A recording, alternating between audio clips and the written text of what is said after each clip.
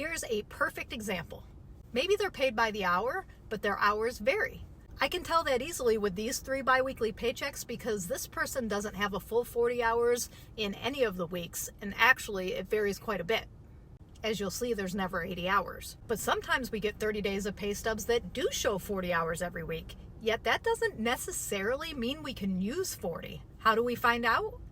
We put everything into a spreadsheet down to the exact amount of days they've worked and the exact amount they've made during the current year.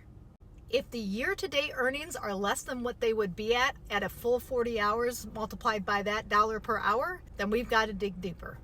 Maybe they just got a raise a few months ago, which in that case, often we just need to document that and adjust the income calculation based on that date and amount.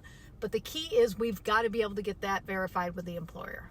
I've also successfully secured approvals by averaging hours versus dollars and applying the new pay rate to the average hours. Figuring out these alternative ways to meet guidelines can be very, very time consuming, as in hours upon hours, making it crucial that you have an experienced lender who is both knowledgeable and, more than that, even willing to take the time to explore all the options. Listen, we don't like all this stuff. It's tough to explain to somebody who works 40 hours a week now that we can't use 40 hours a week to qualify them because it hasn't been consistent or for long enough. But those are the guidelines and the direction that we get from the agencies, which are FHA, VA, Fannie Mae, whoever the investor is.